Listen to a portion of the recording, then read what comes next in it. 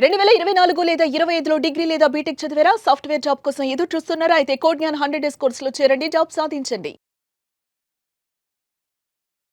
నమస్కారం ఉమా గారు. నమస్తే అమ్మా. అక్టోబర్ మాసంలో కుంభరాశి వారికి విద్యాపరంగా, ఆరోగ్యపరంగా, సంతానపరంగా, వ్యాపార పరంగా, విదేశీ పరంగా ఎలా ఉండబోతుంది? ఎన్ని గ్రహాలు వీరికి అనుకూలిస్తున్నాయి? ఏ ఏ సందర్భాల్లో జాగ్రత్త పడాల్సిన అవసరం ఉందంటారు? తప్పకుండా అమ్మా. కుంభరాశి వాళ్ళకి మనం చూసుకుంటే అండి ద ఒరిజినల్ 11th హౌస్ కుంభరాశి అనమాట. సో ఇక్కడ అక్టోబర్ మాసం కోసం మనం మాట్లాడుతున్నాం కాబట్టి అక్టోబర్ మాసంలో 6 గ్రహాల యొక్క సంచారం మారబోతుండడం వల్ల విభిన్నమైనటువంటి మార్పులు అన్ని రాశుల మీద పడుతోంది. అందులో భాగంగా కుంభరాశి వాళ్ళకి ఏ విధంగా ఉందో మనం చూద్దామండి. సో ముఖ్యంగా కుంభరాశి వాళ్ళకి చూస్తుంటే లగ్నంలో శని రాహుల యొక్క కంజంక్షన్ కనబడబోతోందండి. ఎప్పటి నుంచి? అక్టోబర్ 10వ తారీఖున శని 2వ స్థానంలోంచి లగ్నంలోకి స్వరాశిలోకి రాబోతున్నారు అనమాట. దీనివల్ల ఏం జరగబోతుంది అంటే లగ్నంలో శని రాహుల యొక్క సంచారం జరగడం వల్ల హెల్త్ ఇష్యూస్ విషయంలో చాలా కేర్ఫుల్గా ఉండాలండి. ఎందుకని అంటే లగ్నంలో ఉండేటువంటి శని జన్మ శని సూచన చేస్తూ ఉంటారు కాబట్టి డైజెషన్ ప్రాబ్లమ్స్ కావచ్చు, వాహన ప్రమాదములు కావచ్చు, దీర్ఘకాలిక ఆరోగ్య సమస్యలు కావచ్చు, వీటికి సంబంధించిన హెల్త్ ఇష్యూస్ ఎక్కువగా ఇబ్బంది పెట్టే అవకాశములు ఎక్కువ ఉన్నాయి. తర్వాత చూస్తే అమ్మా 5వ స్థానంలోంచి గురుడు 6వ స్థానంలోకి సంచారం చేయబోతున్నారు. ఎప్పుడైతే గురుడు అనేటువంటి ఆయన మారారో గురుబలం తగ్గబోతోంది. దీనివల్ల ఆర్థిక సమస్యల విషయంలో జాగ్రత్తగా ఉండాలి. నేను వివరంగా చెప్తానండి. 7వ స్థానంలో కేతువు అలాగే సంచారం చేస్తున్నారు యథావిధిగా. అష్టమంలో శుక్రుడు యోగిస్తున్నారు. అక్టోబర్ 9వ తారీఖు దగ్గర నుంచి భాగ్యస్థానంలో బుధుడు తప్ప రవికుజులు ఇద్దరూ కూడా అంతగా యోగించడం లేదు. సో జాగ్రత్తగా ఉండాలి. సో ఓవరాల్గా మనం చూస్తే అండి మొదటి నుంచి కూడా లగ్న రాహు అనేటువంటి ఆయన ప్రయాణాలు చేయడం వల్ల వచ్చేటువంటి అలసట, బడలిక వల్ల వచ్చేటువంటి అనారోగ్య సమస్యలకి సూచన చేస్తూ ఉంటారు. ఎవరైనా సరే ఏ వ్యసనాలు, జూదము అలవాట్ల విషయంలో ఉన్నవాళ్ళైతే ఆరోగ్యాన్ని చాలా చక్కగా కాపాడుకోండి. ఎక్కడా కూడా ఇన్వెస్ట్మెంట్స్ అనేటువంటివి ఈ సమయంలో ఎట్టి పరిస్థితుల్లోనూ పెట్టద్దు.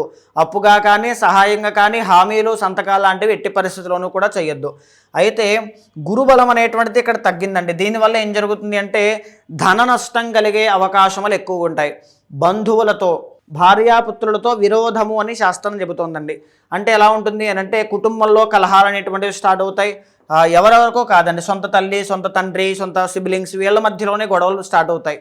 సో ప్రశాంతంగా ఉండడానికి ప్రయత్నం చేయండి. హెల్త్ ఇష్యూస్ విషయంలో జాగ్రత్తగా ఉండండి. దేహకాంతి తగ్గడము అని శాస్త్రం చెబుతోందండి. అంటే నిద్ర పట్టకపోవడం, నెగిటివ్ ఎనర్జీ అనేటువంటిది ఇబ్బంది పెట్టడం ఇలాగ చాలా ఎక్కువ ఉంటాయన్నమాట. సో ఆర్థిక విషయాల్లో జాగ్రత్తగా ఉండాలి. వివాహాది శుభ కార్యక్రమాలు పోస్ట్ పోన్ అవ్వడం లేదా పెండింగ్ పడడం లాంటివి ఎక్కువగా కనబడుతోంది. సంతానం విషయంలో ప్రయత్నం చేస్తూ ఉంటే వాళ్ళకి నిరాశ, నిస్పృహాలు కలిగే అవకాశం కూడా కనబడుతోందండి. తర్వాత 7వ స్థానంలో కేతుగ్రహ సంచారం నడుస్తుందమ్మా.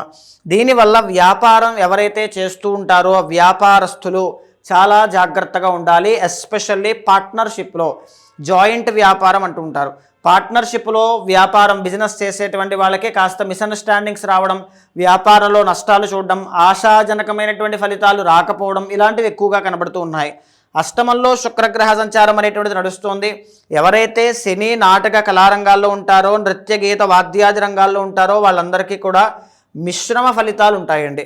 ఎందుకంటే అష్టమ స్థానంలోనూ నీచ స్థితిలో శుక్రుడు ఉన్నారు కాబట్టి అవకాశాలు వచ్చినట్టుగా వచ్చి మధ్యలో ఆగిపోవడం కావచ్చు, లేకపోతే ప్రేమ వ్యవహారాల్లో ఇబ్బందులు తలెత్తడం కానీ, వేరే వాళ్ళ యొక్క ఇంటర్ఫీరెన్స్ అనేటువంటిది రావడం కానీ, తర్వాత కోపము అనేటువంటిది తగ్గించుకునే ప్రయత్నం చేయండి. షార్ట్ టెంపర్ వల్ల, డైజెషన్ ఇష్యూస్ వల్ల కావచ్చు, తర్వాత రెస్పిరేటరీ ప్రాబ్లమ్స్ వల్ల కావచ్చు, హెల్త్ అనేటువంటిది డ్యామేజ్ అయ్యే అవకాశములు ఎక్కువగా కనబడతాయి అని చెప్పచ్చండి. తర్వాత ముఖ్యంగా చెప్పాలి అంటే విమెన్, ఎస్పెషల్లీ విమెన్ ఎవరైతే ఉంటారో ఈ కుంభరాశి వాళ్ళకి మ్యారిటల్ లైఫ్లో డామినెంట్ హస్బెండ్ వల్ల ఈ తగువులు అనేటువంటివి పెరిగే అవకాశాలు ఎక్కువగా ఉంటాయండి. చాలా జాగ్రత్తగా ఉండాలమ్మా. ఇక ఈ స్థానానికి మనం వస్తేమ్మా రవి, బుధ, కుజ అనేటువంటి 3 గ్రహాల్లో బుధుడు మాత్రమే యోగిస్తున్నారు. దీని మూలాన రవి, కుజులు ఎప్పుడైతే ఇద్దరూ కూడా యోగించడం లేదో రాజకీయ రంగంలో ఉన్న వాళ్ళు కానీ, నూతన ఉద్యోగ అవకాశాల కోసం ట్రై చేస్తున్న వాళ్ళు కానీ, గవర్నమెంట్ జాబ్ కోసం ట్రై చేస్తున్నా, గవర్నమెంట్ వ్యవహారాల్లో ఉన్న, గవర్నమెంట్ జాబ్లో ప్రమోషన్ కోసం చూస్తున్నా, ఈ రవి యోగించడం లేకపోవడం వల్ల పనులు స్తంభించిపోతాయండి, ఆగిపోతాయి. అండ్ ఇంకోటి ఏంటంటే రవి అనేటువంటి ఆయన ఎప్పుడైతే బాగాలేదో ఆరోగ్యము అనేటువంటిది క్షీణించే అవకాశం ఉంటుంది.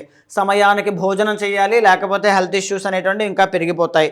నిద్ర లేకపోవడం, ఆహారం లేకపోవడం వల్ల వచ్చే తగువులు చాలా ఎక్కువ అవుతాయమ్మా.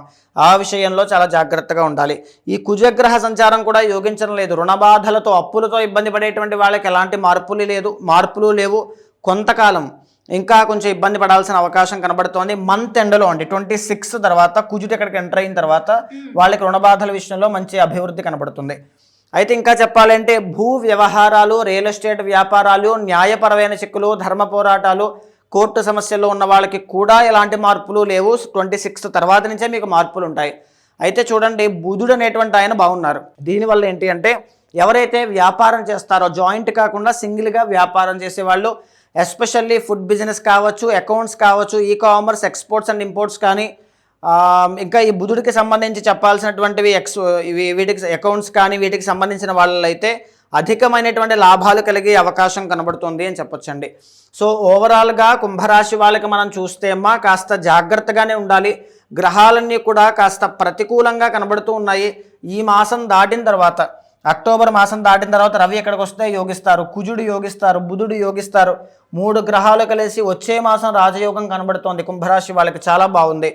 తర్వాత ఒక 3 months 90 days ఓపిక పడితే మళ్ళీ గురుడు ఇక్కడికి వెళ్ళిన తర్వాత రాజయోగం కనబడుతోంది. శుక్రుడు ఇక్కడికి వచ్చాక విపరీతంగా రాజయోగం. ఎవరైతే కళారంగంలో ఉంటారో వాళ్ళందరికీ కూడా ఎక్స్ట్రాడినరీ లైఫ్ ఉంటుందండి. ఎప్పటి నుంచి అంటే ఆల్మోస్ట్ నవంబర్ మాసం 10th ఆ టైం నుంచి స్టార్ట్ అవుతుంది. సో ఓవరాల్గా ఈ మాసం అయితే, అక్టోబర్ మాసం అయితే కాస్త మనోవిచారం ఎక్కువగా ఉంటుంది. కష్టములు, అవరోధములు, ఆటంకాలు ఎక్కువగా ఉంటాయి. బాధపడాల్సిన సందర్భాలు ఎక్కువగా ఉంటాయి. సో డబ్బుల విషయంలో, హెల్త్ విషయంలో, ఫ్యామిలీ విషయంలో, ఎవ్రీథింగ్ అన్ని విషయాల్లోనూ కూడా చాలా కేర్ఫుల్గా ఉండండి. పర్సనల్ చార్ట్ చూసుకుని మాత్రమే ముందుకు వెళ్ళండి. ప్రధానమైన నిర్ణయాలు అయితే రెండింటినీ సమన్వయం చేసుకుంటూ ముందుకు వెళ్ళండి. వీళ్ళకి ఈ మాసంలో కలిసి వచ్చే రంగు ఏంటండి? వీళ్ళకి ఈ మాసం వరకు కలిసి వచ్చేటువంటి రంగు పచ్చ అండి. గ్రీన్ చాలా బాగుంటుంది. కలిసి వచ్చే రోజు బుధవారం చాలా బాగా కలిసి వస్తుందమ్మా. నెంబర్ 5 చాలా బాగా కలిసి వస్తుంది. ఎలాంటి పరిహారం చేసుకోవాలి అంటారు? ఈ మాసం వరకు నవగ్రహాలన్నీ కూడా కాస్త స్ట్రెంత్, బలం తక్కువగా ఉంది కాబట్టి నవగ్రహ ఆరాధన చేయడం, నవగ్రహాల చుట్టూ ప్రదక్షిణ చేయడం, నవధాన్యాలు దానంగా ఇవ్వడం లాంటివి చేయండి. గొప్పదైనటువంటి శుభ ఫలితాలు ఖచ్చితంగా చూస్తారు. మరి అలాగే ఇంకా ఎవరికైనా కూడా ఇంటర్నల్గా వారి యొక్క చార్ట్ ప్రభావం ఏ విధంగా ఉంది, వారు ఎదుర్కొనే సమస్యలకి ఎలాంటి పరిహారం చేసుకోవాలి అనుకునే వాళ్ళు ఎవరైనా కూడా మిమ్మల్ని అప్రోచ్ అవ్వాలి అంటే ఎలా ఉంటుంది మా గారు? అలాంటి వాళ్ళు ఎవరైనా సరే ఖచ్చితంగా మీకు కింద కనిపించిన నెంబర్కి కాల్ చేస్తే మా వాళ్ళు మీకు పూర్తి వివరాలు అందిస్తారు. మీ గోచారాన్ని, అదేవిధంగా మీ పర్సనల్ చార్ట్ చెక్ చేసిన తర్వాత, ఎందుకు అని అంటే పర్సనల్ చార్ట్లో చాలా యూనిక్గా ఉంటుందండి. అక్కడున్న బ్లాకేజెస్ వేరు, అక్కడున్న గ్రహాల యొక్క స్ట్రెంత్ వేరు, అన్నీ వేరు. అవి చెక్ చేసిన తర్వాత ఏదైనా దోషం ఉంటే శాంతి పరిహారములు ఆచరింపచేసి భగవత్ అనుగ్రహం కలిగేలా చేస్తాను. థ్యాంక్ యూ మా గారు. Thank you so much. నమస్తే అమ్మా.